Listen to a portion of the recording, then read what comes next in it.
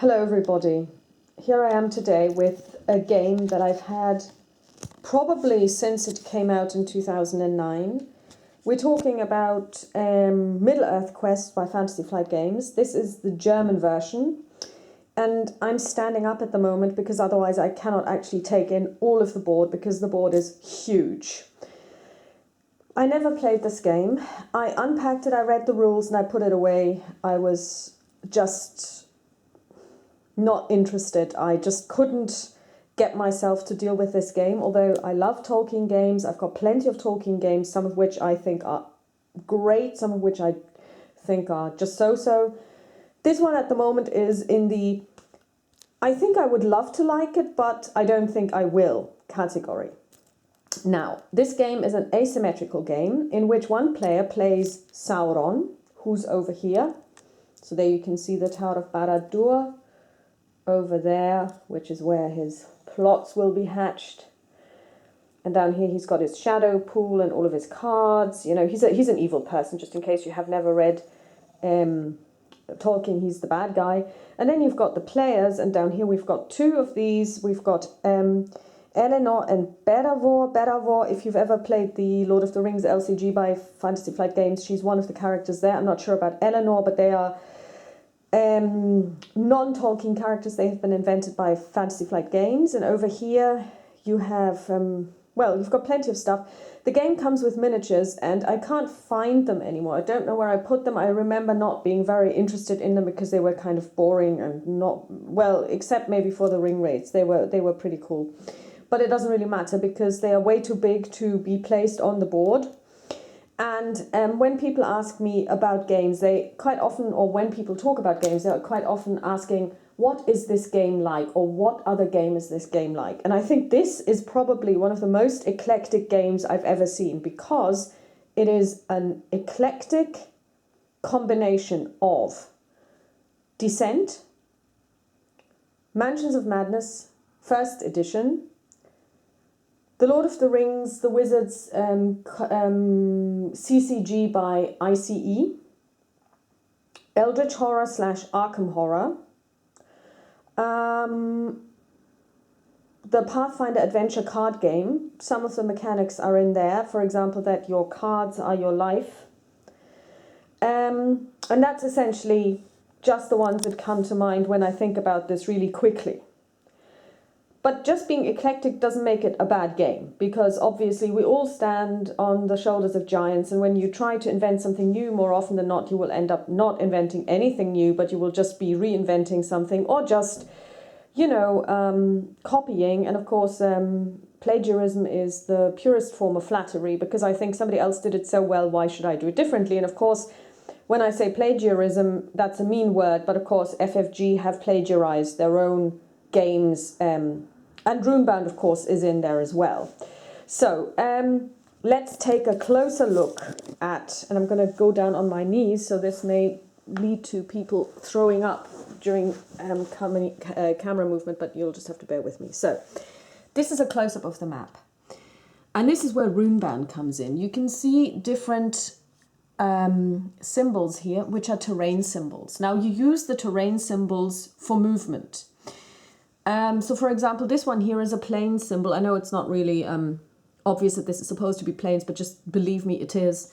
And it has a 2 in it. So you can either use a terrain symbol that matches, or you need to discard 2 cards. And the terrain symbols themselves are on the cards that the heroes have. So this one, oh, accidentally, I actually picked the right one. So she could discard this particular card because it matches this symbol, so she could travel. So that's where Runebound comes in, because they also have, at least in the second edition, they have terrain-based movement.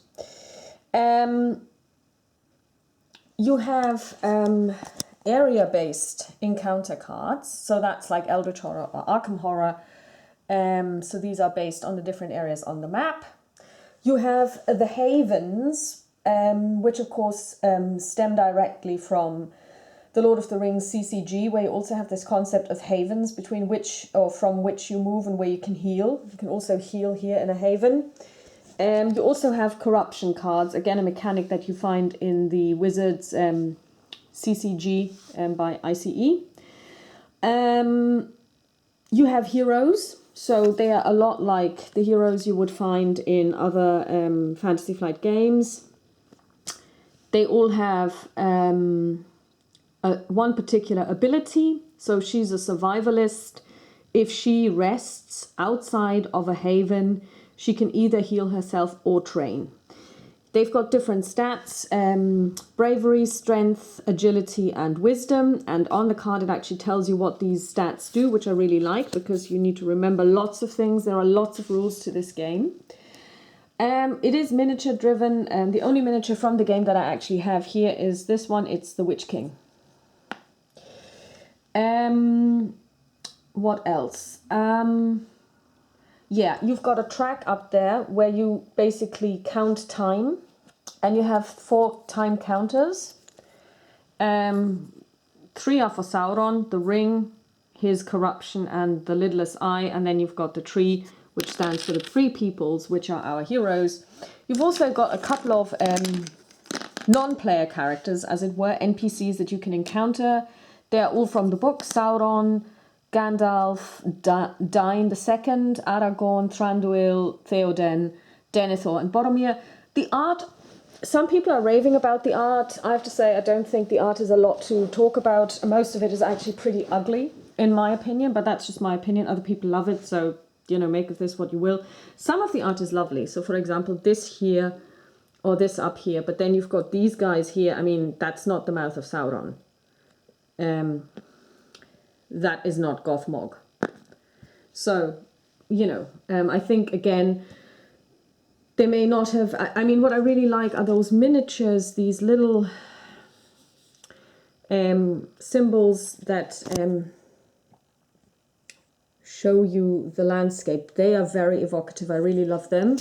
I wish that the whole map would have been like this, but it's not. Okay, so... how does this game play? Well, bear with me, this is a blind playthrough.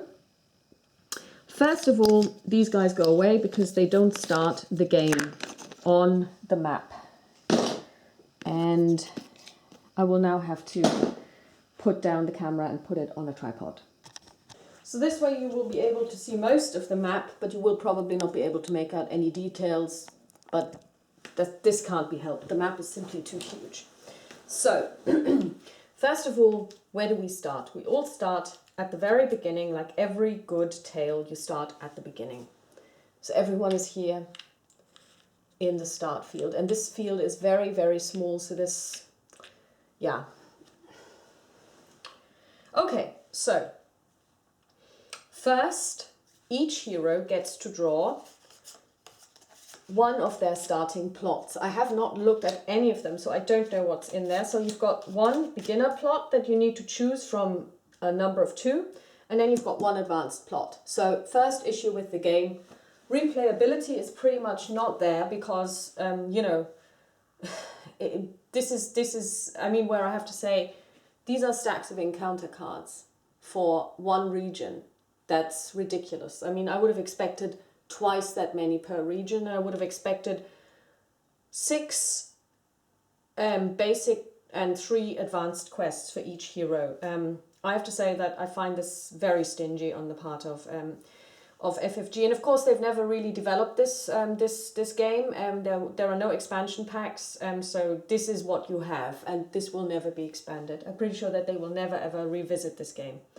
So we pick one for Eleanor, put it to the side, and we pick her advanced quest, which she only has 1, but this is the one that she will have to take, and we will take one for Bedivere as well. And the rest go back into the box, never to be seen again, because they will not be played with.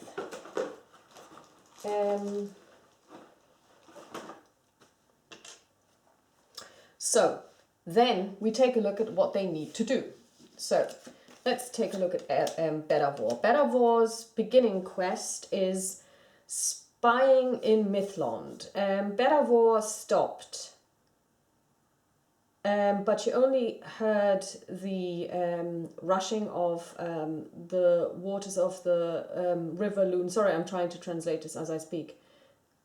But there had been something there, maybe an animal, maybe a bird that was following her path. Okay, so then something happens. First of all, it says Gandalf needs to go to the Grauen Anfurten, which is up here. So that's the Grey Haven. So we're going to place the Gandalf marker up here. Bedivere, for your information, is placed up here in Fornos. That's where she starts. She needs to go there and have an exploration step. Then she needs to fight Crabine. Crabine are a type of bird. Actually, they're crows. And we also have monsters, and I'll show you those later. Instead of having an encounter with a space, then she needs to defeat them. If she manages to do this, she gets the item boat, and she can train. And then she gets to look at her advanced quest. So we're not going to look at the advanced quest now, actually didn't. So we're going to put this here. Actually, I'm going to put this over here, that we know that this is where she needs to go. And we're going to put her second quest underneath it, so that we don't have as much clutter down here. So next up is Eleanor.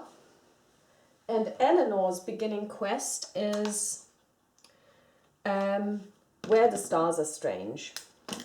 That's a quote from Aragorn when he tells other people about where he has been traveling in his life. Young Boromir had left after he had been talking to the dying tradesman, and he had been telling him about the army of the Black Serpent. Boromir could not have... Oh, that's interesting, because this text is completely different from the English card. Boromir would not have been able to give his people worse information. This is actually completely weird, because in the English it says Boromir has left, and there is no note, and we don't know where he is, and there's been no information about him. So the text doesn't make sense on this German card. Very bad translation. So first of all, we put Boromir into Near Harad, which is actually down south here. I don't know if you can see my finger, probably not. Well, it's down here anyway. Where the Black Serpent, which is one of the two minions of Sauron, which start the game on the board, already sits. So Eleanor has to go there, and she has to fight the Black Serpent, which has which has 11 hit points.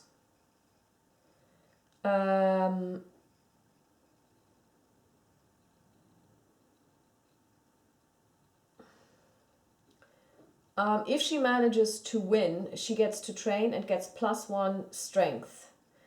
And after that, she gets to move Denethor to Minas Tirith, and Eleanor gets her advanced quest. So we're going to put all of this down here.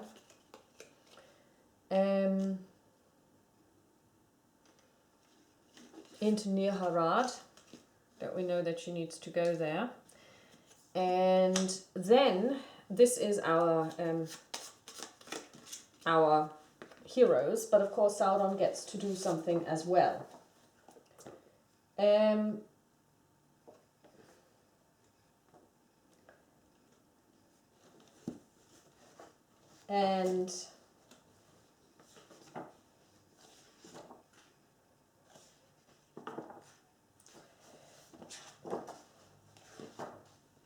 what he now gets to do is he gets to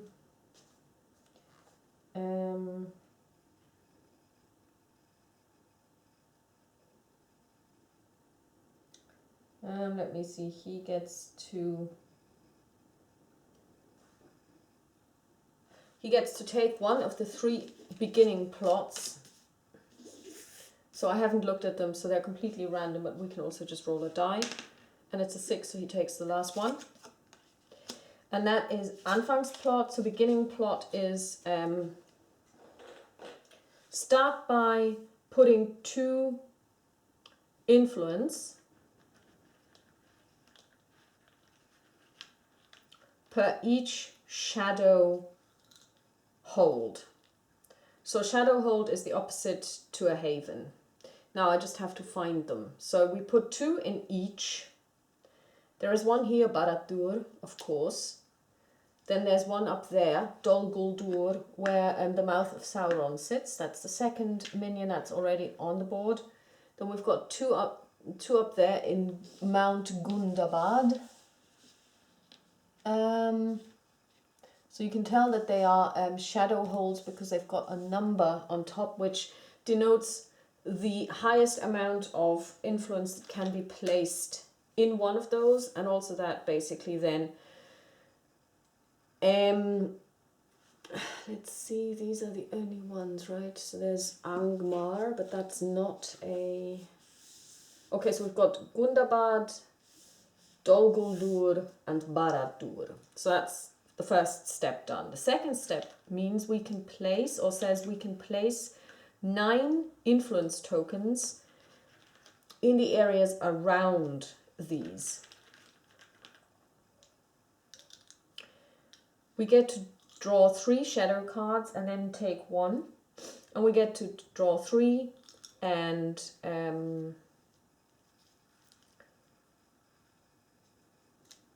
3 plots and do that. So what we're going to do is 2, 4, 6, 7, 9. So these are the influence that we have to place. Then we're going to draw 3 shadow cards, 1, 2, 3, and we get to choose 1. Long Arm,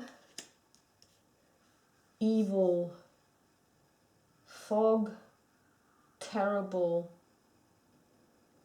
Loss. We are not going to take Terrible Loss. So every time you want to play a card, be it a shadow card or a plot card, you have to be able to pay. And you don't pay for your plot cards or shadow cards by influence that you've got in hand, as it were, but by influence that you place in your shadow pool. So the shadow pool has 4 spaces while you're still in stage 1, so while the story is still unfolding. And then up to another 4, so up to 8 in stage 2, and then up to 12 in stage 3. So here I've got 2 cards that have 1 or 2 shadow pool influence as their payment prerequisites, and I've got one that has 12. It's going to be a very long time before I can even play this, so I'm going to not take this card because I will never be able to play it. So I'm just going to put it on the bottom.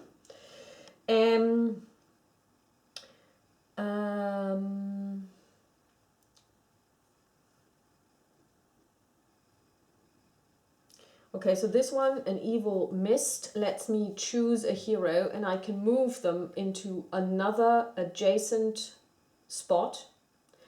And for each corruption card, and here the corruption mechanic comes in, they will have to discard one of their cards, of their cards in their hand. So that's an interesting one. And then his arm is long, allows me to turn any space that a hero enters that isn't a haven into a perilous space. Okay, so what does that mean?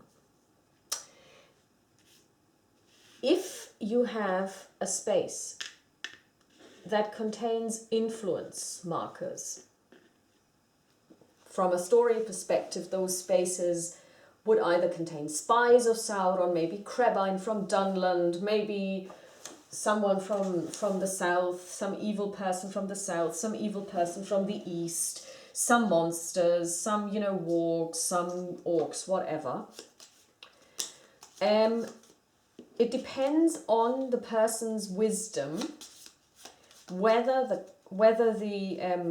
they perceive, whether the space is perilous to them. So it really depends on the player character, because if you have a very wise character, they will probably look at this and kind of go, well, I can see right through you, Sauron, so I will avoid your minions, or I will avoid your monsters, or I will avoid the traps that you set.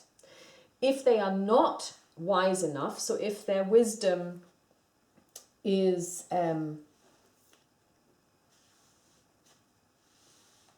less than the influence in that particular space, they will be either they will be subject to being to a peril card, which Sauron will play. Peril cards are good for Sauron, but they are also kind of like a mixed bag because he will have to pay for them, and also they need to suit the area in which you are. So, and since he gets to draw 3, chances are that there will be enough. I think he needs to pay for them. No, he doesn't, but they need to be suitable for the area you're in. And if he draws cards that don't fit the area that you're in, again, very few cards, you might end up fine because nothing's going to happen to you because he drew 3 cards that can't be played. But, you know, if they do get played, they are actually quite dangerous. So I'm not going to choose an evil fog. I'm going to choose his arm has grown long. So we're going to keep that card. And then we get 3 plots. And I mean, I have not really shuffled these because, well, they've been in the box for 10 years. So, yeah. So you're just going to take 1, 2, draw 1 from the middle, 3. And we get to choose 2. And the last one gets put under, okay, under the cards. Okay, this, I love these. First of all, the artwork is great. Secondly, 2 of them are 0 cost plots. At the moment, I don't have any currency, as it were, in my shadow pool, so I would not be able to play any. Mind you, when you draw a plot card, you can't play it on the same turn. You can only wait, you have to wait until the subsequent turn to do anything. So we have 2 that cost nothing. Losing an heir, which can be played either in Edoras or Minas Tirith. Minas Tirith is down here and Edoras is over here. And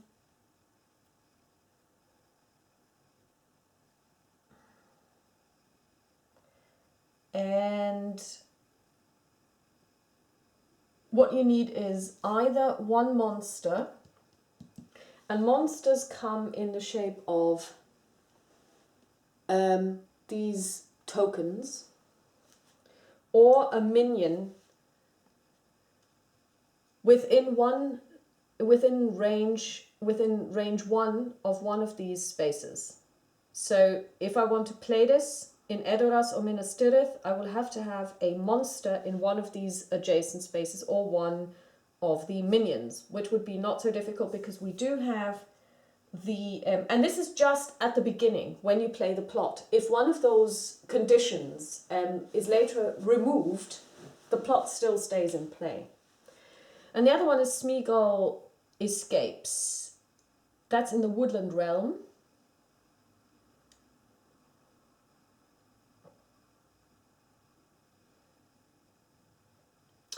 And when this is active, at the moment that I play this, I get to take 1 plot with Gollum in its title from the plot deck or from the discard pile. And then we shuffle the plot deck. And then the last one, this is something, if you've ever played the Lord of the Rings LCG, you know this. You know this, and this is a terrible treachery card. When this comes up, it's in the base game, everybody always shudders. Denethor goes crazy. Happens in Minas Tirith. And if you ever encounter Denethor in Minas Tirith, or anywhere else, I suppose, and confer with him, you have to take a corruption card. Okay, it's very easy because this one also costs 8, so it's going to be a while before I play it, or can play it. So this one also goes away. We're going to discard it, and we're going to keep these 2. Now, normally when you're playing, you would keep these secret. Keep them secret, keep them safe. So now that we know what we need to do, we can decide what to do with the 9 influence. Because if I want to place a monster token, I need to have influence in the space where I place a monster token. Now, if the plot demands that I have a monster token in a space, within one space from Minas Tirith, for example, what I have to do is I have to place influence there first. Okay, so I could also move a minion. The problem with the minions is they move very slowly. Each minion can only move one per let's say,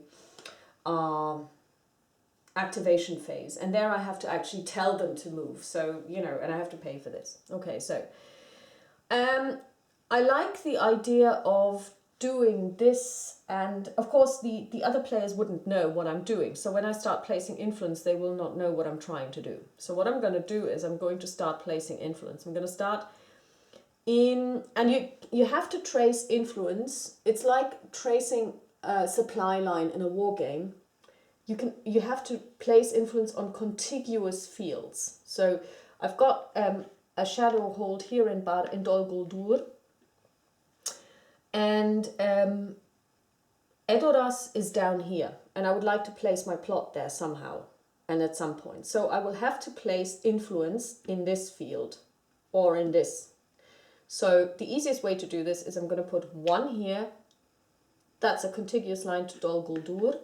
Then one here, Amon Hen. There is a direct line. Then one in the plains of Rohan.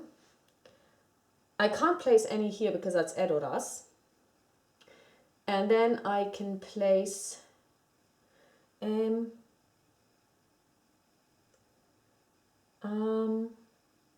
this one can have a maximum of 3, so I'm going to place 2 like this, and then I'm going to place, for good measure, I'm going to place one here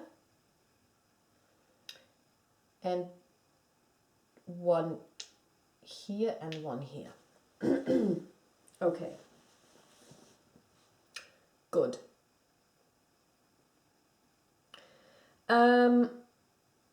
Then we're going to put the beginning plot, which is plot number 1, and it is in Udun. Now we need to find out where Udun is. Flame of Udun, that's somewhere here. So this plot, if you want to solve this plot, you have to go to Udun. So we're going to actually put 2 here. To Udun, and you want to then fulfill the requirement, which is you have to give up 2 favor. Now favor is the counterpart to influence. It's essentially clue tokens. They will be placed on the board, and you can also gain them by talking to people and other game effects. And you need to use them to, to undo Sauron's plot. So we're going to put this here. And then we can get, so that was Sauron's setup. So next up are the heroes. Okay, so now we've got something else, and that is the overall quest. What is Sauron's final goal, and what is the hero's final goal? So you have 2, 4, 5 each. So again, 0 replayability once you've played all 5 of them. I don't understand why they were going just half-assed about making this game. They should have had 10 each. So we basically draw 1 for Sauron, and these would be kept secret. And we have 1 for the heroes. The rest go back into the box. And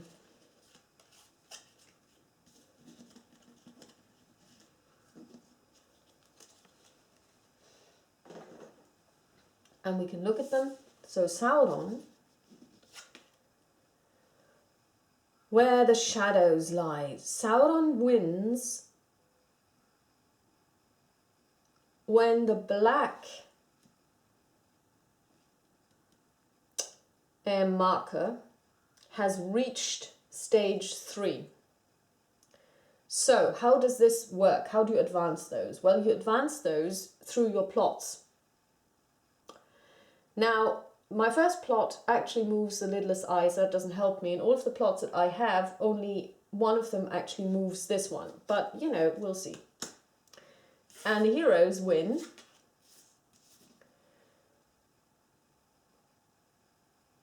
if there are no more than 2 monster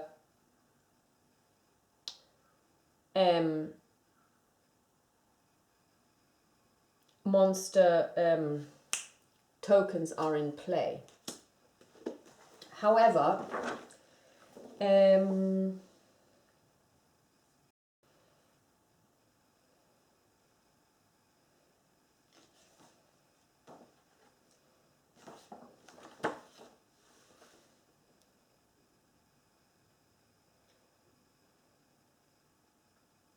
only when you actually get to the finale. So not just now, because otherwise the heroes would already have won. Okay, so let's get going.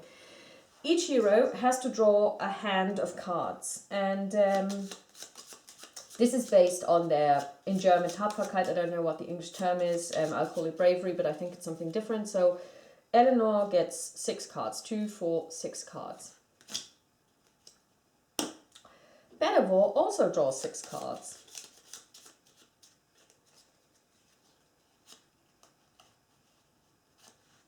So this is Bedivere. And these hero cards all have the hero's likeness on them, so that you can easily find out who is who. Okay, and whose cards these are. So, okay. Let's see. Let's just say that Elena is going to start. No, actually, we're going to start with Bedivere.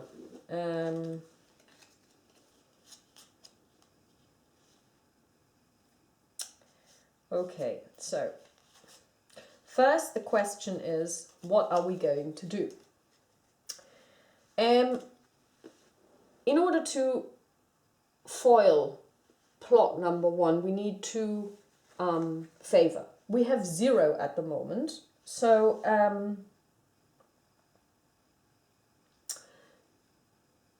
we can't really look at the plot at all and try to destroy it or to foil it, because we don't have the means, you know, so we need to get started on the means first.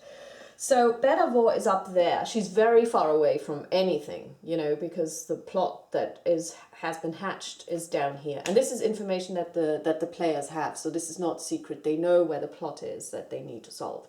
So first of all, she's gonna work on the thing that she can work on, because there is nothing else she can do. So she's going to go and meet with Gandalf, or she's going to try to. So she's up here, so she could go 1, 2, so that's 3 spaces.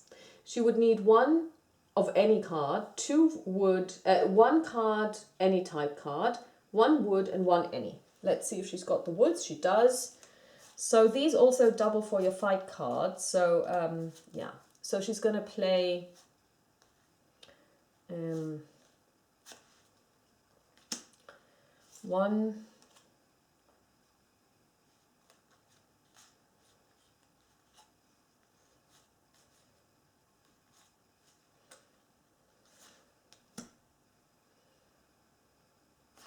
yeah, she's going to play these 3, any card, wood, any card, and there she is.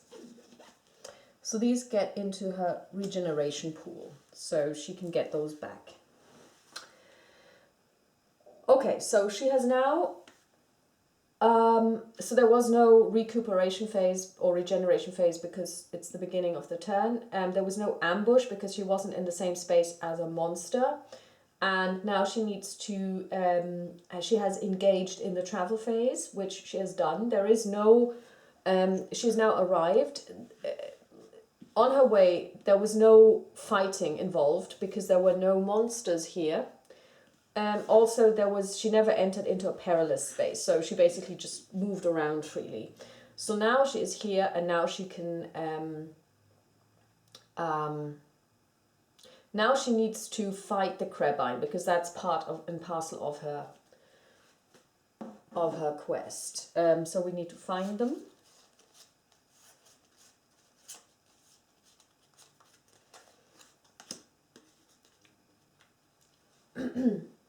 Okay, now this is going to be interesting.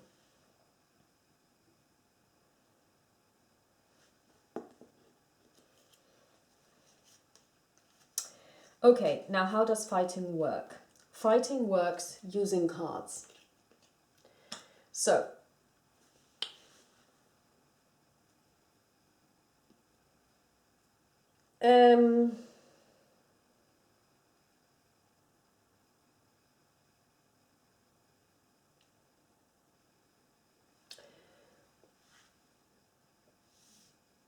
each fighter, the Crabine and her in this case, get a number of cards. So the Crabine don't have a card yet, they don't have hands yet, so they don't have a hand of cards, so we will give them one. And it is equal to their bravery. So there are 3 types of monster decks, and they are the purple one, so they get 7 of these cards.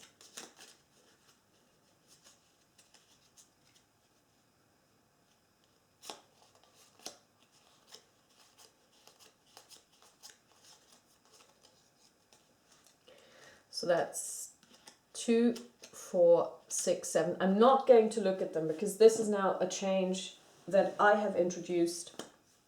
Because normally what happens is you see all of your cards, obviously, and Sauron sees all of the Crabine's cards, and then he can decide what to play and you decide what you'd play.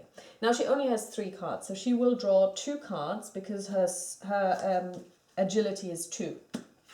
Now she has 5 cards. We're going to shuffle those. She has very few cards, and each card, and I'm just going to draw a random card from this deck, does certain things. Up here you can see it's a ranged weapon card. It does 2 damage and is 1 shield. So it has some information as to other things it might be able to do, and then it has a cost down here, the 2. Now, your strength decides how many points worth of cards you can play. Okay? So, her strength is 5. So in total, she can play cards up to a total value of 5. The Crabine's strength is only 3. And they've got 2 wounds. So 2 hit points. So although they drew 7 cards, if they have, let's say, only cards that cost 3, they will only be able to play 1 card. The way you play is you place your card face down, each player, and then you turn them over. And it's almost like,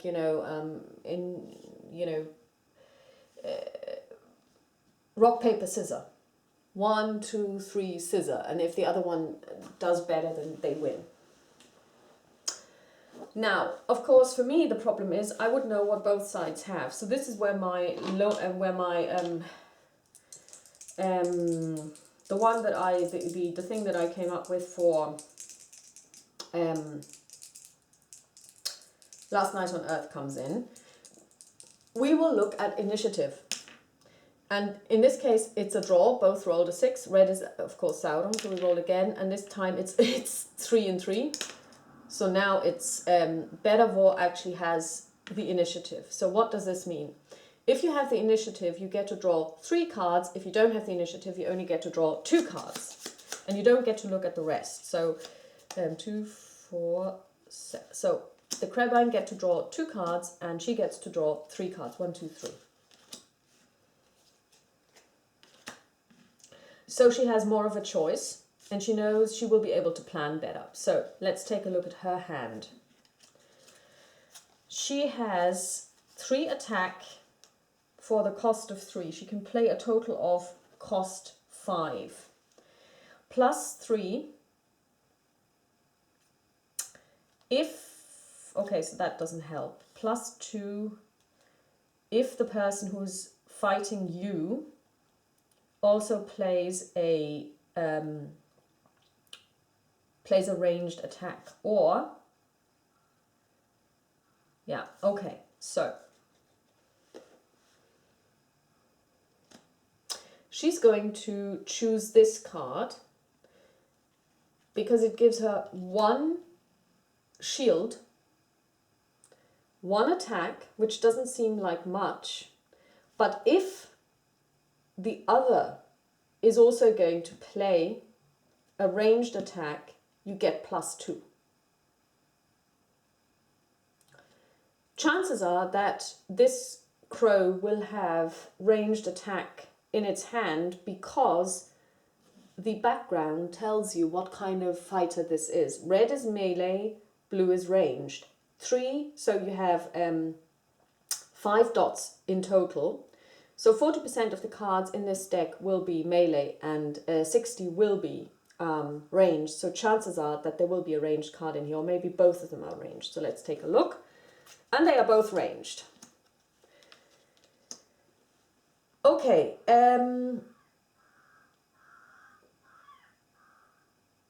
He only has a strength of 3. So he can only play cards up to the strength of 3, sorry. Now, and this is where, of course, the whole system kind of falls down because I know what she's going to play, so I'm going to play this. It costs me 2. However, she now needs to tell me how many melee cards she's got in her hand, and that's 1. So, how does this work? Let's check. She does 1 damage +2 because this is a ranged attack. He has got 2 shields, so he takes 1 wound.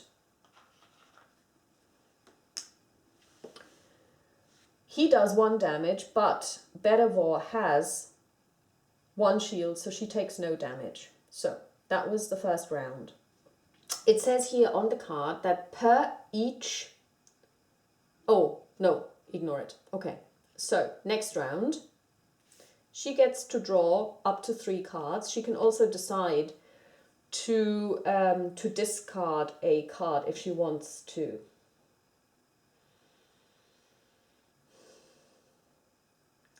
And this one can also decide to discard.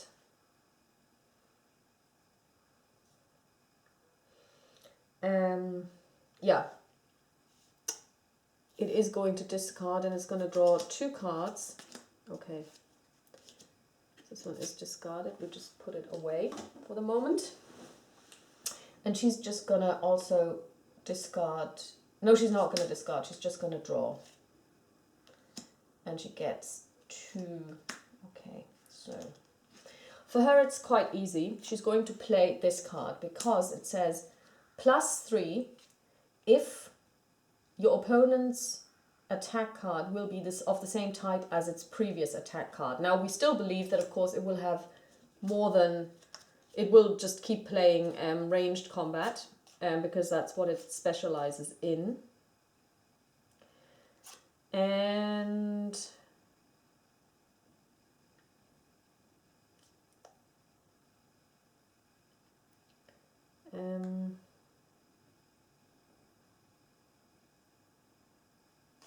we're going to play Fanatic. So, all of this happens simultaneously. If the Fanatic deals 1 point of damage, which is the case, then the hero also takes 2 more points of damage. She has no shields, so she takes 3 points of damage. So we're just going to, for the moment, indicate this by putting 3 here. Ah, sorry, it can't play that. My mistake, because it only has strength 3. It's already played 2, so it can only play this card, which is +2 damage if the hero plays a ranged attack, which is true. So we're going to be dealing with 3 points of damage, so that stays the same. And the Crabine have 1 shield. She is going to play 3 + 3 because it's again the same type of card played by the Crabine that they played in the round before. So we have now 6, so that kills the Crabine. However, we take 3 points of damage.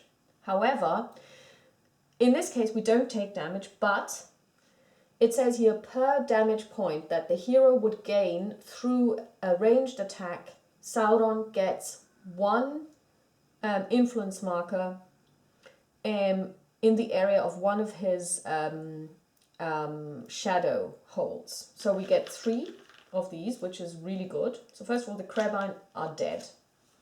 Go back. They can always come back. I mean, you might end up fighting them multiple times. Put away the cards. She has played these. They go away into a regeneration pool. And this is now her current hand.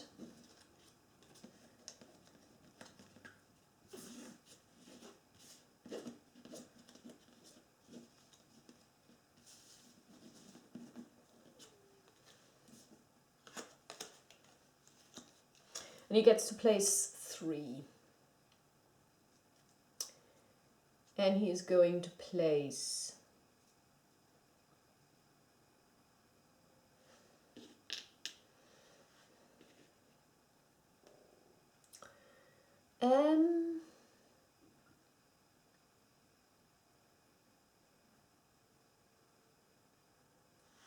one here.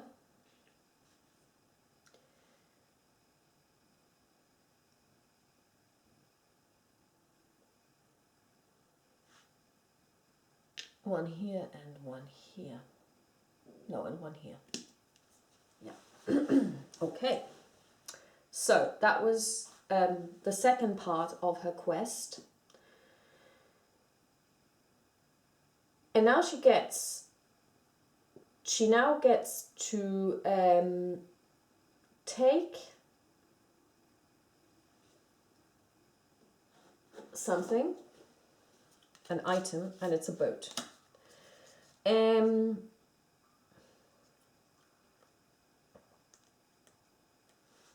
what does this do? Well, when she travels by water,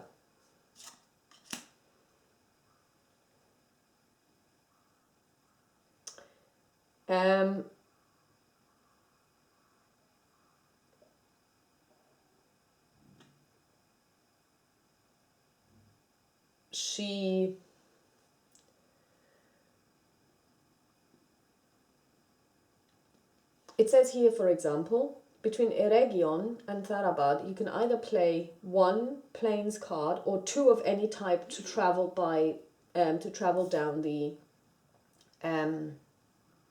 Bruinen. However, no,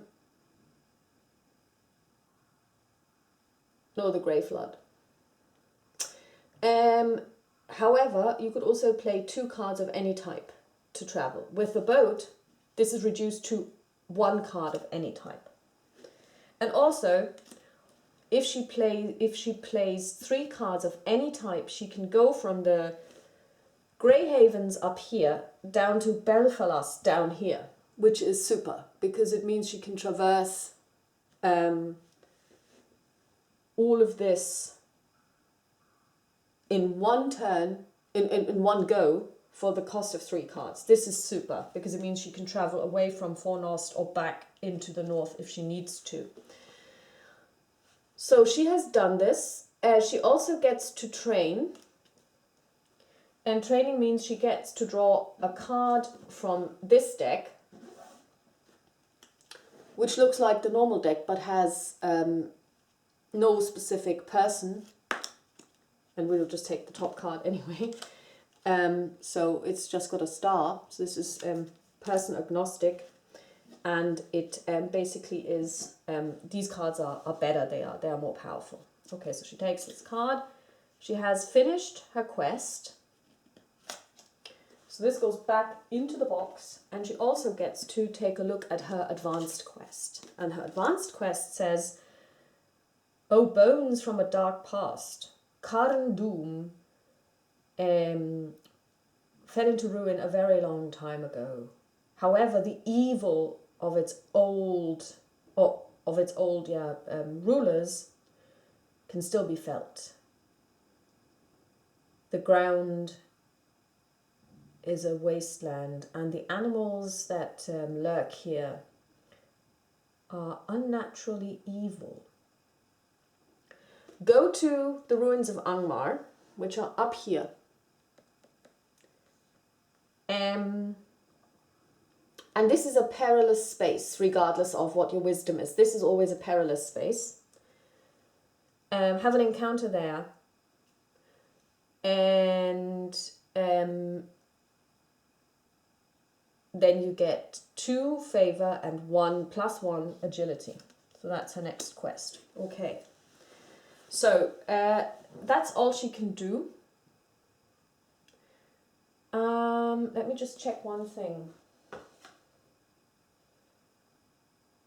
That was instead of having a oh,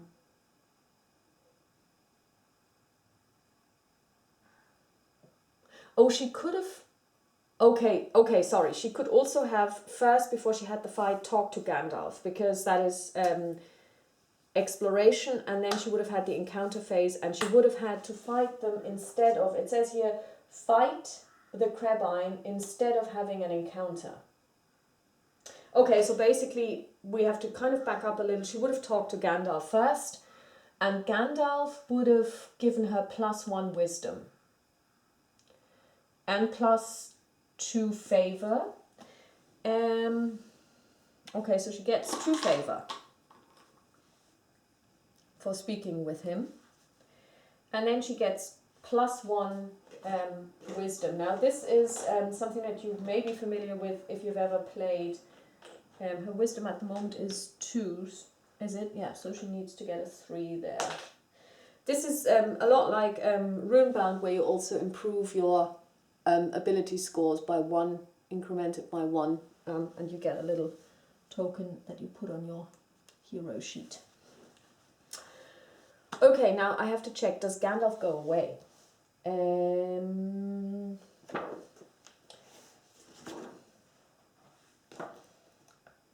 And I will stop the recording while I'm looking this up.